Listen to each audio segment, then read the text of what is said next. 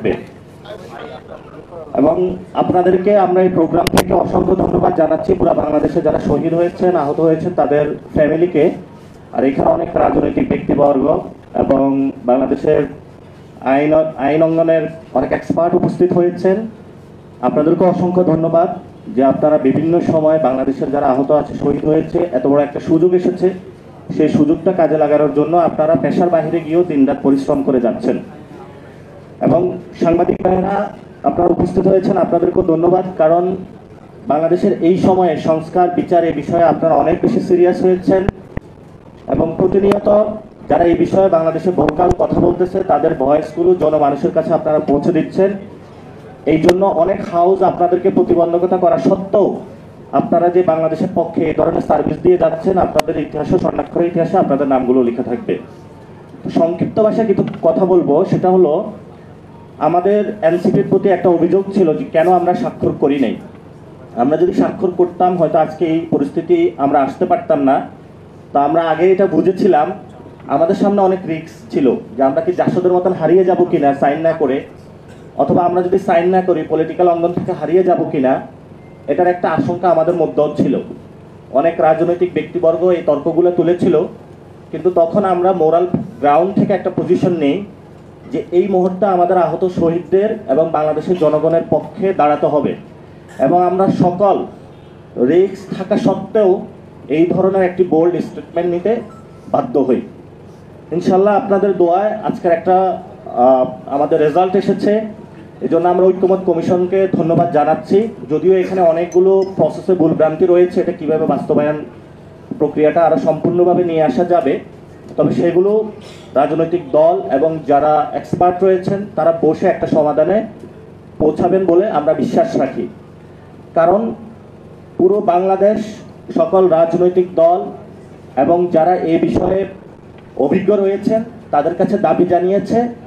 So রাজনৈতিক দলের যারা লিডারশিপ রয়েছেন, এক্সপার্ট যারা রয়েছেন, তাদের জনগণের বাইরে যাওয়ার কোনো সুযোগ নাই। এজন্য যেহেতু জনগণ তাদের প্রতি এই ধরনের দাবি চ্যালেঞ্জ ছুড়ে দিয়েছে, ফলত তাদেরকে জনগণের এই জায়গাতে জনগণের যে দাবি সেটা তাদেরকে ফিল আপ করতেই হবে। বাংলাদেশে দীর্ঘদিন একটা অভিযোগ এনসিপির প্রতি, এনসিপি কি জুলাই বিক্রি করে দিল নাকি? আমরা জুলাই বিক্রি করতে আসি নাই। আমরা জুলাইকে তার রাইটটাকে রাখার জন্য আপ্রাণ প্রচেষ্টা চালিয়ে যাচ্ছি। রাজনৈতিক দলগুলোর মধ্যে আমরা একটি তেলের ট্যাঙ্কার হিসাবে কাজ করে থাকি। আপনি জামায়াত বলেন, বিএনপি বলেন, আপনারা গত 15 বছর 53 বছরে বড় বড় জাহাজ বানিয়েছেন, কিন্তু আপনাদের এই জাহাজে তেল নাই। সমুদ্রে আপনারা জাহাজ ভাসিয়েছেন, সে জাহাজ ভাসানোর পরে এনসিপি বাংলাদেশের সন্ধিক্ষণে এসে কিছু তরুণ যুবা ছাত্র মিলে এসে তেল নিয়ে হাজির হয়েছে। তো রাজনৈতিক দলগুলো এই গণ অভ্যুত্থানের পরে জুলাইয়ের অনেক নেতৃবৃন্দ, জুলাইয়ের অনেক যোদ্ধা আহত এবং যারা শহীদ হয়েছেন তাদের রক্তের ট্যাঙ্কারের উপর দিয়ে তারা রাজনীতি এখন করছে। ফলত তাদেরকে এটা উপলব্ধি করতে হবে, আপনি যা রক্তের তেলের ট্যাঙ্কার দিয়ে, রক্তের ট্যাঙ্কার দিয়ে আপনাদের রাজনীতি চলছে, তাদের প্রতি যদি আপনারা মুখ ফিরিয়ে নেন তাহলে আপনাদের জাহাজগুলো বন্ধ হয়ে যাবে। এই জন্য আমরা সকলকে আহ্বান জানাবো, আমরা একটা পর্যায়ে এসেছি, এটা আপনারা পিছনে আর ফেরত দেবেন না। যদি পিছনে ফেরত নেন তাহলে আগামীতে যে ইলেকশন আসতেছে, ইলেকশনে বুলেট রেভলিউশনের পরে ব্যালট রেভলিউশনের মাধ্যমে জনগণ এটা আপনাদেরকে জবাব দিবে। এই জবাব দেওয়ার মধ্য দিয়ে বাংলাদেশে শেখ হাসিনা গণভোট বা ইলেকশনের মধ্য দিয়ে হারিয়ে যায় না, গণ অভ্যুত্থানের মধ্য দিয়ে হারিয়ে গিয়েছে। লক্ষ লক্ষ তার নেতা কর্মী ছিল। আর আপনারা এমন কোনো কাজ করবেন না যে জনগণের ভোটের মধ্য দিয়ে বাংলাদেশ থেকে আপনারা হারিয়ে যান। এতদিন পর্যন্ত বাংলাদেশে যে বিষয়টা ছিল, বাংলাদেশে কখনো কোনো কনস্টিটিউশন ছিল না বা সংবিধান ছিল না। সংবিধান বলতে মুজিবের আইন ছিল, মুজিব যা বলছে তাই সংবিধান ছিল, জিয়াউর রহমান যা বলছে তাই সংবিধান ছিল, এরশাদ যা বলছে তাই সংবিধান ছিল, খালেদা জিয়া যা বলছে তাই সংবিধান ছিল। আর লাস্টে তো শেখ হাসিনা সংবিধানের উপরে, শেখ হাসিনার উপরে উঠে গিয়েছিল। ফলত তাকে টেনে ধরে সকল রাজনৈতিক দল নেতৃবৃন্দকে আমরা সংবিধানের অধীনে আনার চেষ্টা করতেছি। আর যেই সংবিধান তারা ব্যত্যয় ঘটিয়েছিল, যেটা তৈরি করেছিল, এটা পচা গলা একটা সংবিধান। এই সংবিধান দিয়ে বাংলাদেশ আর চলতে পারে না। এই সংবিধানের কারণে 2000 ভাই রাজপথে আমাদের শহীদ হয়েছে। আমরা রাজপথে আর একটি লাশও বাংলাদেশে দেখতে চাই না। এই সংবিধানের কারণে আমার ভাইদেরকে খুন করা হয়েছে, গুম করা হয়েছে। এই সংবিধানের কারণেই বাংলাদেশের যত ইনস্টিটিউশনগুলো রয়েছে প্রত্যেকটা ইনস্টিটিউশনকে কোলাপস করা হয়েছে। ফলত এই পরিস্থিতি আমরা বাংলাদেশে বিরাজমান রাখতেও চাই না, ভবিষ্যতে দেখতেও চাই না। এই জন্য আমাদের এই পরিস্থিতি বা এই আয়োজনগুলোর মধ্য দিয়ে আমরা যাচ্ছি। আমরা এনসিপির প্রতি আরেকটা অভিযোগ যে আমরা কখন তাহলে স্বাক্ষর করব, এটা আপনাদের সম্মুখে আজকে বলতে চাই। এই জুলাই সনদের যে আদেশ, এটা ডক্টর ইউনূস শহীদ মিনারে যাবেন। গত বছরের 3 তারিখে শহীদ মিনারে এক দফা দাবি ঘোষণা করা হয়েছিল। দাবিটি ছিল আমরা ফেসিবাদী ব্যবস্থার বিলোপ চাই। আমরা এটা বলি নাই যে শেখ হাসিনার বিলোপ চাই। শেখ হাসিনার সংবিধানের উপরে উঠে একটা ফেসিস সিস্টেমের একটা হেড অফ ফেসিস সিস্টেম ছিল। হেড চলে গিয়েছেন, কিন্তু যে ফেসিবাদী যে পদ্ধতিটা সেটা কিন্তু রয়ে গিয়েছে। এই ফেসিবাদী পদ্ধতিটা বিলোপের জন্য আমরা দাবি জানিয়েছিলাম। যদি বিলোপটা হয় আমরা একটা নিউ সেটেলমেন্টে যেতে পারবো। নিউ সেটেলমেন্টে আমাদের ইনস্টিটিউশনগুলো শক্তিশালী হবে। নিউ সেটেলমেন্টে বাংলাদেশের ব্যবসা বাণিজ্য সুন্দর হবে। নিউ সেটেলমেন্টে আলেম ওলামাদের কেউ তাক করে বলবে না তুই জঙ্গি। নিউ সেটেলমেন্টে নারীর অধিকার নিশ্চিত হবে। নিউ সেটেলমেন্টে তরুণদের অধিকার নিশ্চিত হবে। নিউ সেটেলমেন্টে শ্রমিক, মজুর, কুলি যারা রয়েছেন তাদের অধিকার নিশ্চিত করার জন্য আমরা সুচিন্তিতভাবে গত বছরে এই দাবিটা দিয়েছিলাম। এই দাবির একটি এক্সপ্লেনেশন বা পূর্ণাঙ্গ রূপ কিন্তু আজকে কনসেনসাস কমিশনের মধ্য দিয়ে এসেছে। ডক্টর ইউনূস সেই 3 তারিখে যেভাবে দেওয়া হয়েছিল, ডক্টর ইউনূস শহীদ মিনারে যাবেন তার উপদেষ্টা বর্গকে নিয়ে। উনি সেখানে আদেশ জারি করবেন, সাইন করবেন। যদি এটাতে সম্মত হন আমরাও শহীদ মিনারে যাব, ওইখানে আমরা সাইন করে দিব। এবং ডক্টর ইউনূসকে অবশ্যই যমুনা থেকে কোনো সাইন চলবে না, সচিবালয় থেকে কোনো সাইন চলবে না। ওনার জনগণের সম্মুখে উপস্থিত হতে হবে। যথেষ্ট ধৈর্য ধারণ করেছি আমরা অনেক দিন, সবার থেকে তো উনি লুকিয়েছিলেন, আর লুকানোর ওনাকে সুযোগ নাই। যেহেতু জনতা আপনাকে পাওয়ার দিয়েছে, ক্ষমতা দিয়েছে, আপনি এখন জনগণের সামনে যাবেন, জনগণের সামনে উপস্থিত হবেন। আপনি শহীদ মিনারে যাবেন, সকল আহত ফ্যামিলিদেরকে ডাকবেন, সকল শহীদ ফ্যামিলিদেরকে ডাকবেন, ডেকে তাদেরকে বলবেন যে তোমাদের রক্তের উপরে আমি বসেছিলাম, আজকে আমি আদর্শের মাধ্যমে তোমাদের যে পাওনা, নতুন বাংলাদেশের যে স্বপ্ন, আমি আজকে সাইনের মধ্যে তোমাদেরকে এটা বুঝিয়ে দিয়েছি। এর মধ্যে ডক্টর ইউনূসের এক্সিট প্ল্যান, এছাড়া ডক্টর ইউনূসের কোনো বাংলাদেশে আর কোনো এক্সিট প্ল্যান নেই। দ্বিতীয়ত যে বিষয়টা সেটা হলো কনসেনসাস কমিশন থেকে এই সংস্কার প্রক্রিয়ার যে পেপারগুলো রয়েছে এগুলো এখন আইন মন্ত্রণালয়ে গিয়েছে, অর্থাৎ এগুলো এখন আইন মন্ত্রণালয়ের কাজ। ফলত আসিফ নজরুলের সামনে 2টা চ্যালেঞ্জ রয়েছে। 1 নম্বর চ্যালেঞ্জ হলো এই সংস্কার প্রক্রিয়াগুলো জনগণের যে ন্যায্য দাবি তাকে বুঝিয়ে দিতে হবে। 2 নম্বর হলো বিচার প্রক্রিয়া, তাকে বুঝিয়ে দিতে হবে। এই সংস্কার প্রক্রিয়া এবং বিচার প্রক্রিয়া যদি উনি বুঝিয়ে না দিতে পারেন তাহলে আসিফ নজরুলের বাংলাদেশে কোনো এক্সিট প্ল্যান নেই। প্রথমত ডক্টর ইউনূস শহীদ মিনারে যেতে হবে, আর এগুলো প্রস্তুত করে দিতে হবে আসিফ নজরুল রেগালওয়েতে। এবং আসিফ নজরুল স্যারকে আমরা যথেষ্ট সম্মান করি। উনি বলেছিল যিনি লড়াই, অভ্যুত্থান সব কিছুতে উনি ছিল, কিন্তু ওনাকে সেই আইন মন্ত্রণালয়ে বসানো হয়েছে এই জনগণের এই কাজটা করে দেওয়ার জন্য। ওনাকে এই কাজটা করে দিতে হবে। বাকি যারা উপদেষ্টা পরিষদে রয়েছেন সেখানে যারা কোনো দলভিত্তিক দলীয় দাস হিসাবে যদি কাজ করে জনগণের এই সংস্কার প্রক্রিয়াটা থমকে দেওয়ার চেষ্টা চালান, তাহলে যেভাবে আপনারা বসেছেন সেভাবে আপনাদেরকে চলে যেতে হবে। তবে এবার এভাবে চলে যেতে পারবেন না, বিচারের কাঠগড়ে আপনাদেরকে দাঁড় করাতে হবে। কারণ আপনাদেরকে আমরা সম্মানিত করেছি এই জন্যই যে বাংলাদেশের জনগণের যে অধিকার, বাংলাদেশের নতুন বাংলাদেশের যে স্বপ্ন, এই স্বপ্ন বুঝিয়ে দেওয়ার জন্য।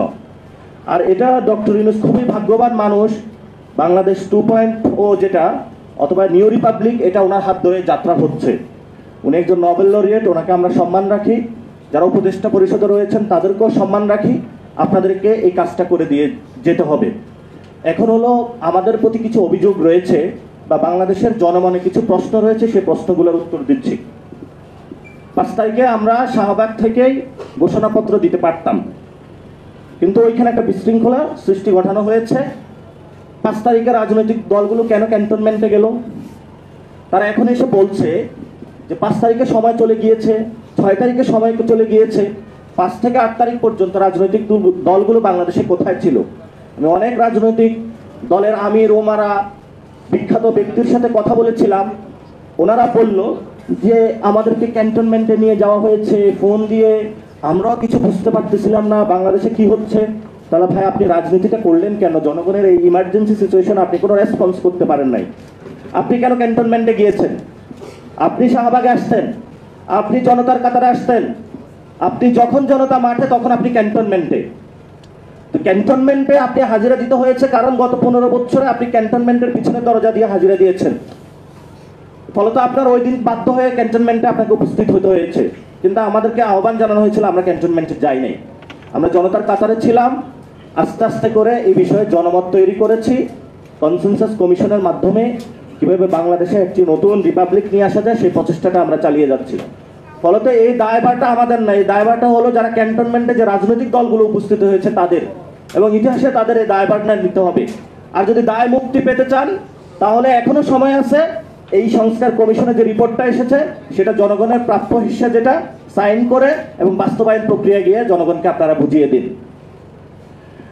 এখন এই সংস্কার প্রক্রিয়া যদি আমরা বাংলাদেশে এস্টাবলিশ বা বাস্তবায়ন করতে না পারি তাহলে কি হবে? বাংলাদেশে 1 নম্বর একটা গৃহযুদ্ধ হবে। এই গৃহযুদ্ধের মাধ্যমে বর্তমান যে জিওপলিটিক্যাল সিচুয়েশন রয়েছে আমরা এই গৃহযুদ্ধের ভার নিতে পারবো না। ফলত রাজনৈতিক দলের কাছে আমাদের আবেদন যে আপনারা বাংলাদেশের জনগণকে কোনো গৃহযুদ্ধের মধ্যে ফেলে দিবেন না। 2 নম্বর বিষয় হলো বহিঃশক্তির ইনফ্লুয়েন্সগুলো আরো বাড়ার প্রক্রিয়াগত কাজ চলছে।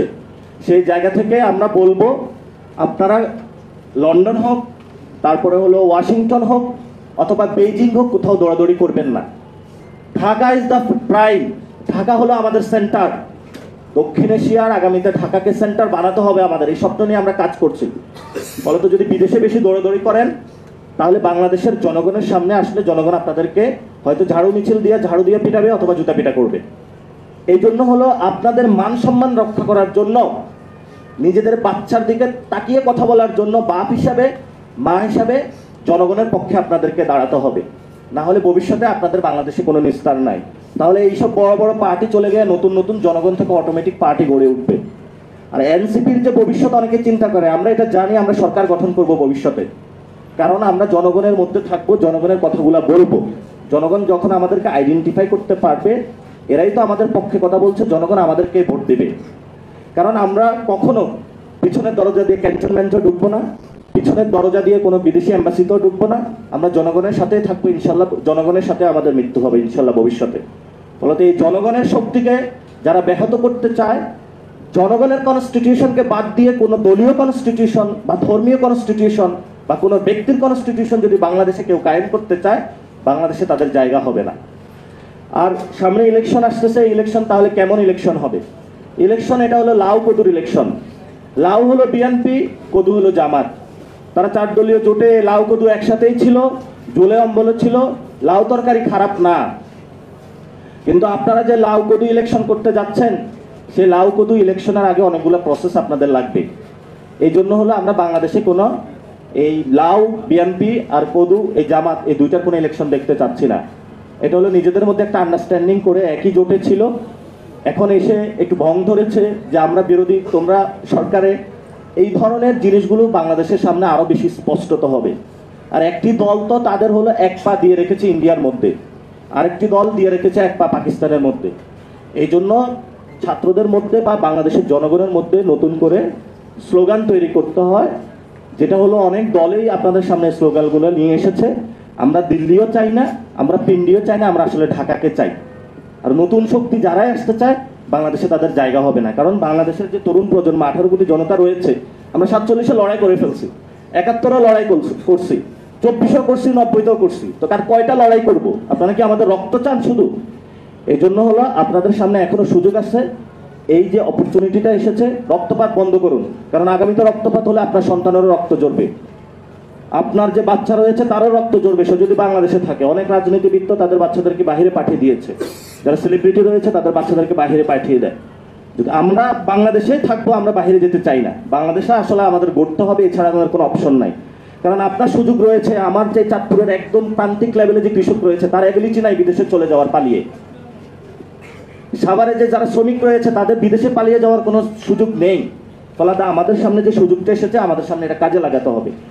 তো আমরা এনসিপির পক্ষ থেকে আজকে আমাদের কিছু আলোচনায় স্টার্ট করেছি যে ওইখানে কোন কোন লুপ হলগুলো রয়েছে বা ত্রুটিগত জায়গা রয়েছে সেগুলো আমরা অ্যাড্রেস করব। যারা এক্সপার্ট রয়েছেন তাদেরকেও আমরা নিয়ে আসবো, কথা শুনবো, আপনাদের মধ্য দিয়ে জনগণের মধ্যে জানান দিব। আজকে সংস্কারের বিষয়ে একজন বাংলাদেশের বিদগ্ধ রাজনীতিবিদ বলেছেন এটা নাকি হাস্যকর।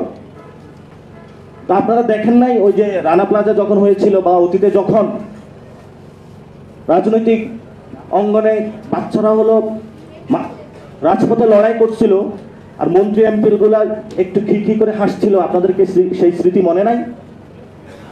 যখন এই আন্দোলনটা হচ্ছিল তখন হলে হেন তেন করে রাজাকারের বাচ্চা বলে গালি দিয়েছিল, বড় বড় আরামকে যারা চেয়ারে বড় বড় হাসি ফুটিয়েছিল তাদেরই বংশধররা আজকে বলতেছে যে এটা নাকি হাস্যকর।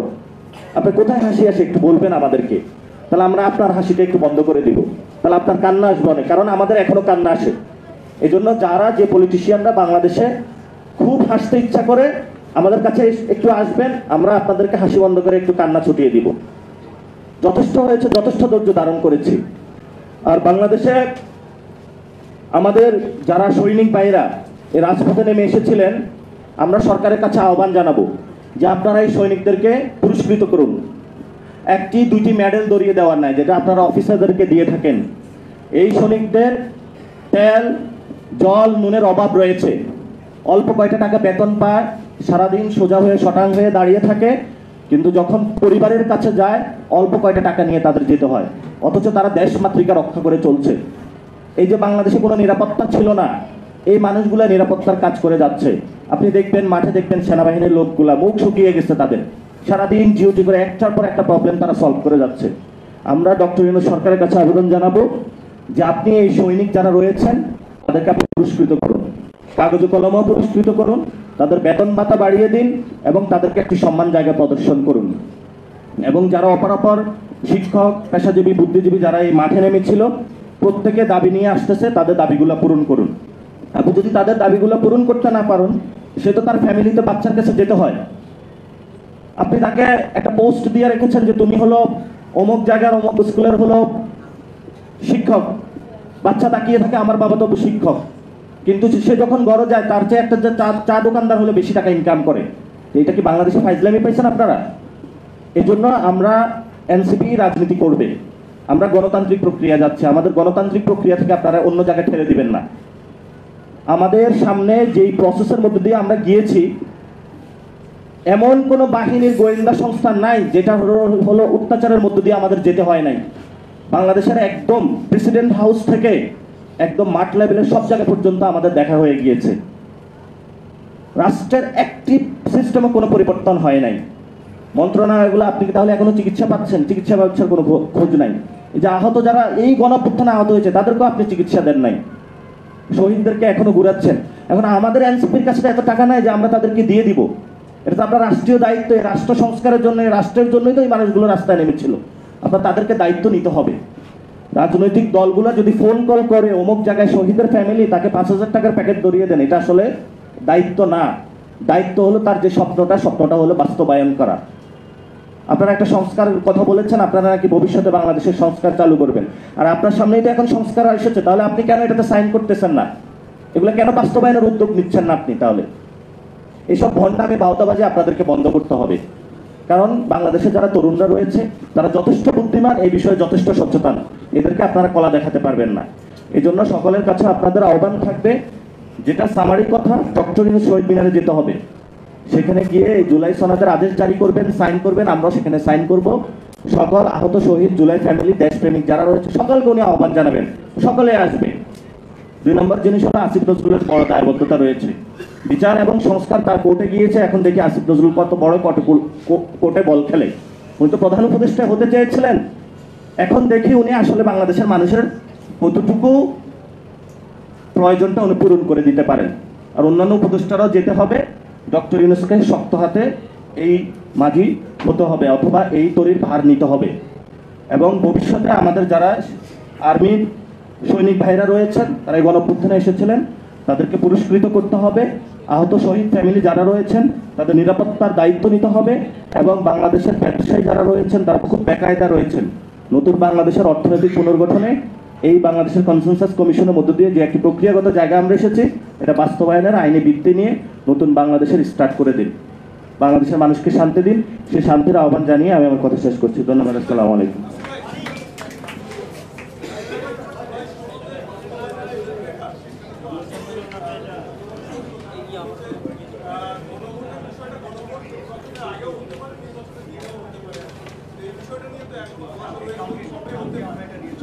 আমরা এমনি কালকে একটা রিয়াকশন দিব। আমাদের যে